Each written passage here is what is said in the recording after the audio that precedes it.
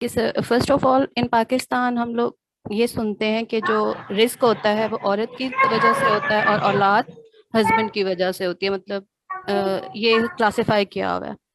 تو my husband Cs کہ جب سے ہمارا نکاح ہوا ہے تو میرا تو سیلری میں کوئی ریز نہیں لگا، یا اگر ان کی تھوڑی سی اماؤنٹ 30,000 ریز لگا تھا تو ہی says you can take half of it, باقی میں طے کروں گا کہ کس کا کیا حصہ بنتا ہے and things like that for مال. کیوں میرا یہ ایشو کیوں ہوتا ہے؟ کیونکہ وہ میری بیسک نیڈس پہ خرچ نہیں کرتے لیکن اپنی مدر کی نیڈس پہ کھلے ہاتھ سے خرچ کرتے ہیں. مائی سیکنڈ کوشچن از کہ یہ جو کریڈٹ کارڈز ہیں اور بینک کے تھرو انسٹالمنٹس پہ کارز لینا ہے، تو میرا ان سے اختلاف تھا کہ آپ سود کے مد میں آ جاتے ہو تو کائنڈلی آپ اس سے باز رہو. تو کیا میں اس اپنے موقف پہ ٹھیک ہوں یا نہیں؟ اینڈ تھرڈ از اباؤٹ پردہ.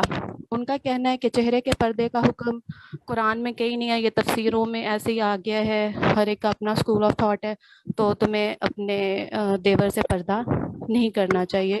مگر انہوں نے مجھے اس طرح اسٹرکٹ نہیں کیا کہ تم پردہ نہ کرو، کیونکہ میں پردہ کرتی ہوں، بٹ وہ پسند نہیں کرتے کہ میں پردہ کروں. تو کائنڈلی یہ 3 کوسچنز آنسر کر دیں پلیز. جزاک اللہ. پاکستان میں نا تو آپ پہلا سوال تو میں سب سے اینڈ میں لوں گا کیونکہ وہ بہت اس میں بہت کھچڑی بنی ہوئی ہے، ٹھیک ہے، وہ میں لیتا ہوں. سب سے پہلا سوال دوبارہ سے پوچھے گا جو آپ نے، رزق لڑکی سے لے کے آتی ہے اور اولاد لڑکا لے کے آتا ہے. مطلب اس سے زیادہ کوئی ہندو ہو سکتا ہے جو ایسی باتیں سوچتا ہو؟ ایگزیکٹلی. اینڈ ایون وہ میں نے بڑے اولاد بڑے کے ہندوؤں لیے کو بھی، دیکھا ہے، وہ بھی تھوڑا باز آ گئے ہیں. یہ اسلام کے ایون نام پہ سر تو نہ ڈالے نا، ٹھیک ہے. ایون سر انہوں نے اولاد کے لیے بھی کیا ہوا ہے کہ مجھے کوشش نہیں کرنی ہے جب تک کہ میں اپنے بھائی کی شادی نہ کر لوں یا اپنی دوسری ذمہ داریاں پوری، وہ نے اس پہ بھی وہ آپ کا پابندی ایک لگی ہے. نجی معاملہ ہے، میں اس پہ نہیں مطلب اسلام پہ لے جاتے ہیں کہ ہاں جب تک اب میں اسلام پہ یہ باری آئے گی نا تو پھر ہاں بات جی. سنیں. میں مفتی نہیں ہوں، تو آپ نے جو 2 سوال پوچھے ہیں فتوے کے ہیں، مگر اس میں کوئی زیادہ مجھے مفتی ہونے کی ضرورت نہیں ہے. یہ جو لیز اور کار فائنینس اور آل آف دیٹ اسٹف ہے، یہ اس کے خلاف تو لڑائی کریں گے آپ، چاہے جو مرضی ہو جائے. اوپر چانس نہ لے لیجیے گا، شادی پہ بے شک چانس لے لیں، سود پہ چانس نہ لے لینا. شادی پھر شوہر سے جنگ، اس کے خاندان سے جنگ ہے، سود اللہ اس کے رسول سے جنگ ہے، ٹھیک ہے، اس پہ نہ چانس لے لینا. ٹھیک ہے. اینڈ اباؤٹ پردہ چاہے سر؟ 100 شوہر مارنے پڑ جائیں، مطلب شادیاں توڑنی پڑ جائیں، سود پہ چانس نہ لے لینا، ٹھیک ہے. رہی بات مگر پڑھیں خود، میری بات نہ مانیں، خود پڑھیں کہ کیا فتوے آئے ہیں، کس وجہ سے انہوں نے کہاں پہ الاؤنس رکھی ہوئی ہے، خود پڑھیں. سر میں خود نے پڑھ کے انہیں میں نے سارا بس تو ریفر کیا آپ تھا. اگر آپ کا شرح صدر ہے کہ سود کے اوپر آ رہا ہے وہ بندہ، تو وہ اللہ کے خلاف بندوق اٹھا لی اس نے، اور آپ اس کی منقوہہ بیٹھی ہوئی ہیں، تو مسئلہ ہے نا پھر. تو یہ ایک معاملہ بہت کرٹیکل ہے. سود پہ تو کوئی چانس ہی نہیں ہے. سوری، میں اس بارے میں بحث نہیں کر رہا. آپ نے تیسرا کیا ٹھیک ہے پوچھا سر. تھا؟ پردے کا. نقاب کے لیے جی. پاکستان میں جو پردے کا سسٹم ہے نا پاکستان میں، وہ میرے اسکالرز، عرب کے اسکالرز نے، وہ میرے عرب کے اسکالر ہمبلی حنابلہ ہیں اور شافعین ہیں، انہوں نے بھی یہ بات کلیئرلی بتائی ہوئی ہے کہ دیور سے وہ والا پردہ نہیں ہے کہ جو حنیفہ نے پردہ دیور سے بھی.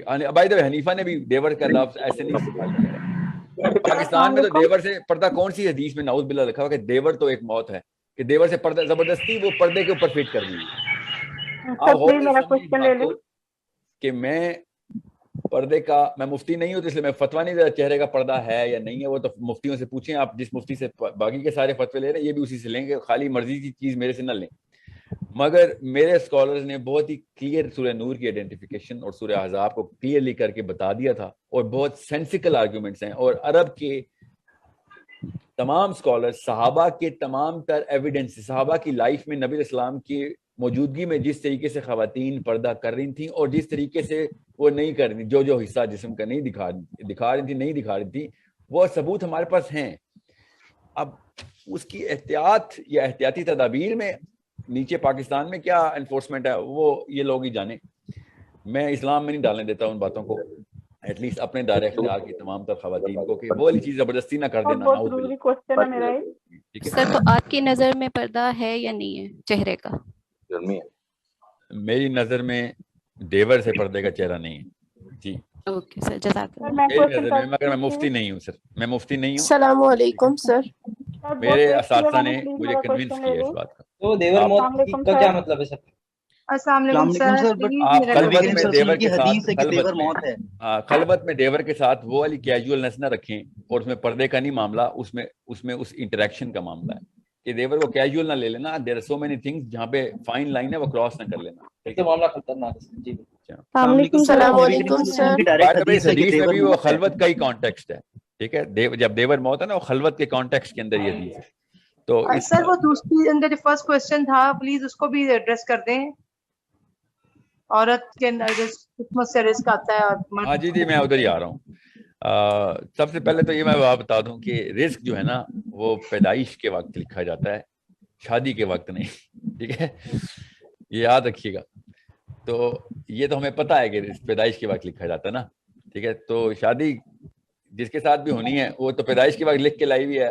نہیں ہونی تو اس کا رزق بھی، جو قبائلی لڑکیاں وہ کیا رزق، مطلب آپ کے خیال سے اگر لڑکی، ان کے خیال سے کہ اگر لڑکی رزق لاتی ہے تو پھر تو خواتین independent of their fathers and mothers and brothers and husbands, اللہ تعالیٰ کے ہاں ان کے رزق کے انتظامات الگ سے ہونے چاہیے تھے. اس طرح تو نہیں ہے معاملہ. اللہ تعالیٰ نے جو بھی رزق جس کے لیے بھی لکھا ہوا ہے، وہ جہاں پہ بھی وہ ہوگی وہ پہنچ جائے گا. نبی علیہ السلام نے اس لیے نکاح کے لیے، ایک بندے نے، صحابی نے نبی علیہ السلام سے رزق کی قلتی کی بات کی، تو نبی علیہ السلام نے نکاح کا حکم دیا. پھر دوبارہ آئے وہ کہ میرا رزق کبھی نہیں بڑھا، نبی السلام نے پھر کہا ایک اور نکاح کر لی. ٹھیک ہے. یہ it's a very mathematical sense, جو کہ بڑی آسان سی بات ہے. زیادہ لوگ ہوں گے، اللہ تعالیٰ نے رزق تو ہر ایک کا اپنا انتظام کیا ہوا ہے پیدائش کے وقت ہی. زیادہ لوگ ایک ہی بلڈنگ میں آ جائیں گے، گھر میں آئیں گے، تو وہ اپنا رزق بھی ساتھ ہی لے کے آئیں گے. ٹھیک ہے. سو ادھر سے نا انہوں نے اسلام میں ایک نقب لگائی ہے کہ رزق تو لڑکی لے کے آتی ہے، تو میرے اگر پیسے نہیں بڑھے تو مطلب نعوذ باللہ، مطلب اس کا کہنے کا مطلب یہ نکلتا ہے، اور نس میں بیٹھتی ہے نفسیات کے، کہ تمہاری وجہ سے رزق کم ہو گیا. ظاہر ہے خرچہ تو ہوتا ہے نا، میاں بیوی ایک دوسرے پہ خرچہ تو کرتے ہیں نا. تو دس از اے بگ پرابلم. یہ ہندوؤں سے لی گئی ہے. پلیز میرا کوشچن لے لیں. اس کا مطلب صرف پیسہ تو نہیں ہے. سیریس کوشچن ہے سر میرا، پلیز. میں پیسے کی بات اس لیے کر رہا ہوں کیونکہ سوال میں انہوں نے پیسہ ڈال دیا. مجھے تو پتا ہے رزق اور بھی بڑا کچھ ہے. ایکچولی سب سے بڑا رزق تو اس آدمی کا وہ بیوی خود ہے جو آ گئی اسے گھر پہ. ٹھیک ہے. السلام علیکم سر، پلیز میرا کوشچن لے لیں. کیا ایک غیر ارسپانسبل ہسبینڈ کو احساس دلایا جا سکتا ہے؟